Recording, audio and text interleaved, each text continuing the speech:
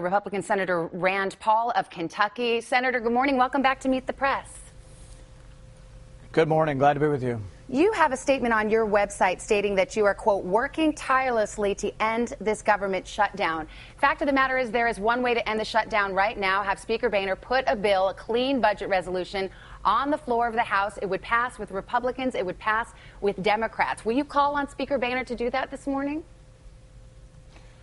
We've been putting out clean CRs or continuing resolutions all week. We've been trying to fund government. We've been trying to reopen government. And at every point, Harry Reid said, no, he doesn't want to open government. You've been putting on clean CRs. Nothing, no strings attached. Clean CRs. Well, yeah, we've been trying to fund different parts of government all week. Well, we've that's passed bill different after bill after bill. Okay, that's a piecemeal approach, well, no, no? it's not. It's the same. It's the same thing. These are clean CRs, meaning that there's no strings attached. We've been passing NIH funding, veterans funding. And here's the thing that people don't realize. That's historically the way it's always been. You pass small appropriation bills so you can look at them individually.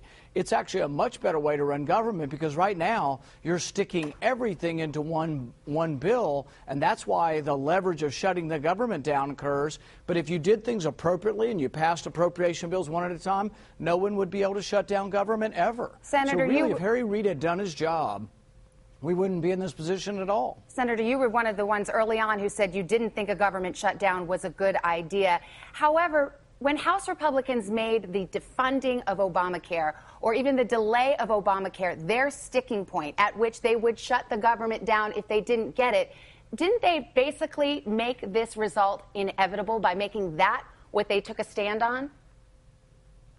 Well, I think you've kind of got it backwards. The House Republicans said they would fund all of government, and they did. They funded all of government short of one program. So they really were never wanting to shut down government over this. They were wanting to fund government. But come on, they have tried to defund Obamacare more than 40 times. They know what the result will be. They live in the real world, too. They knew this action would lead to a shutdown, and it did. Well, I think that when you look at legislation, when you say the president wants 100% of Obamacare or he will shut down the government, that's exactly what's happened. If he doesn't get 100% of his way or the highway, then they won't do any spending bills that don't include everything that he wants. That's him unwilling to negotiate. That's him being unwilling to compromise. But why is it even a matter of a negotiation when it's passed both houses of Congress, it's been signed by the president, it's been challenged in the Supreme Court, it's been upheld by the Supreme Court. It was a central issue in the 2012 election campaign, and the president won re-election. Why is that a legitimate point of negotiation right now? Well, because it's Congress's job to oversee spending. The power of the purse resides with Congress, and they fund programs every year. So it's not their obligation, once something is law, to never change it. For example, in 1983, we changed Social Security. It had been around 50 years, and the age of eligibility was 65. We changed it to 67 because Social Security was going bankrupt. We face some of those same problems again, and it isn't that it's set in stone that we'll never revisit Medicare or Social Security or Obamacare for that matter. So I think it's a silly argument for Democrats to say, oh, the law's been passed, we can't ever change it. Well, of course you can change it. You can change it if you, of course, but you have to propose something that can get through the House, the Senate, and be signed by the president. Back in the 80s, they didn't shut down the government to make that happen, did they? Well, how do you know what will pass until you propose something and vote on it? So we've proposed several compromises. Our initial position, and still our position, is we think Obamacare is a bad idea and will hurt the people it was intended to help. But when that didn't pass, when the Democrats didn't accept that, we said, well, what about a one-year delay? We've been offering compromise after compromise, but you hear from the president and his men and his women, no negotiation, his way or the highway. They're the ones who are unwilling to compromise on any facet of Obamacare, and I think that intransigence has led to the shutdown of the government. You talk about compromise a lot with regard to Obamacare. I'm just curious, what part of Obamacare do you like and want to keep? Which half of it? You know, I don't really like any of Obamacare, but I realize I'm not going to get my way. But we do control a third of the government. People did elect us to fight. You know, 61% of the people in Kentucky voted for Romney.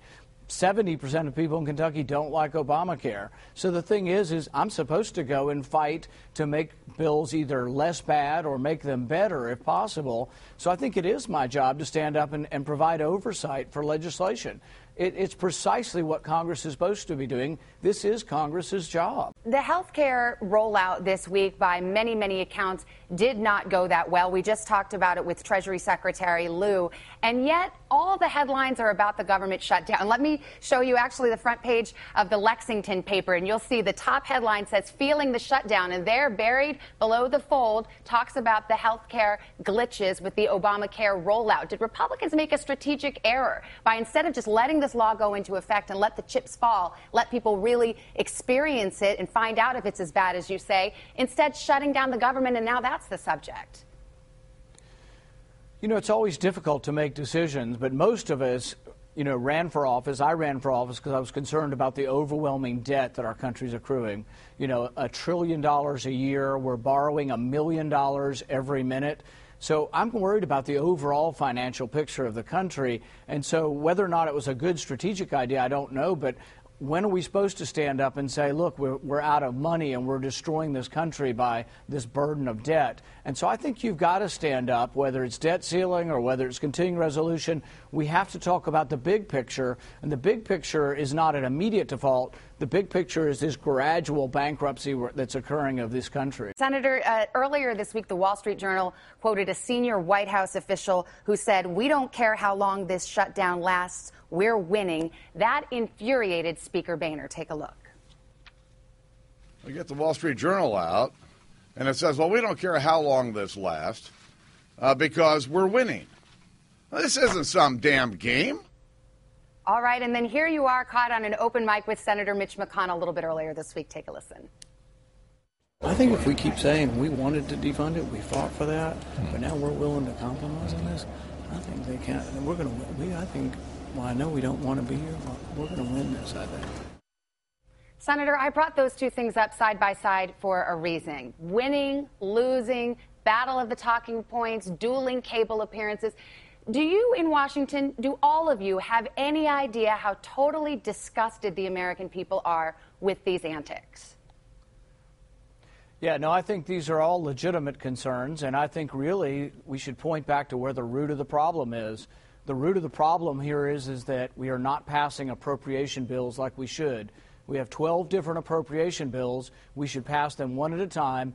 Government should never shut down if we're doing our job appropriately. So really what we need to be saying is, why are we not passing spending bills the way we should do it? Do you take any responsibility for the tone, for your part in this?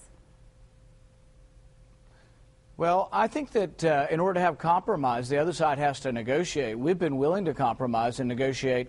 The other thing is we don't control the spending bills. The House has been putting forward spending bills and still continues to do so. It's the Democrats in the Senate who refuse to pass individual spending bills. And that's what you're supposed to do, is pass individual spending bills. You're somebody who is an emerging national figure. The latest Quinnipiac poll had you actually winning the presidential preference poll among Republicans. Do you think this strategy, shutting down the government, which 2/3 of Americans don't like as a tactic, even if they don't like Obamacare, do you think that's potentially undercutting the Republican Party's chances of winning something beyond the House of Representatives, either the Senate or the White House? I think it's extremely bad for the president to shut down the government, and he's the one shutting it down because, frankly, he's unwilling to compromise. We are willing to negotiate. We're willing to compromise. The president says his way or the highway. So ultimately, I think it is bad for the president. I think it's bad for both parties, but the only way to get to a resolution is to negotiate. We're willing to negotiate. We're every day passing bills to reopen government, and every day Harry Reid's vetoing every bill we send over. We've sent over 6 bills this week to reopen government, and he dismisses them out of hand. So we're the ones trying to open government, and the Democrats say keep it closed because they like it being closed. They think they can beat up on us politically. Well, if they like it being closed, why would you then fall into that trap? I mean, if they think it's actually hurting you more, and polls suggest perhaps it is, well, why are you allowing that to happen? Because there are important questions. Obamacare is going to cost $2.6 trillion. We have a $17 trillion debt. We think these things are important and worth fighting over because they're not inconsequential. Some economists say that we're losing 1 million jobs a year just because of the burden of our debt.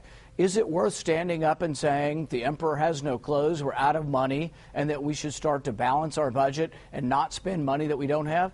Yeah, it's absolutely important. And so sometimes you have to fight for what you believe in. Very quickly before I let you go, as you well know, there's a debt ceiling vote on the horizon. Will Republicans let this country go into default? I think it's irresponsible of the president and his men to even talk about default. There's no reason for us to default.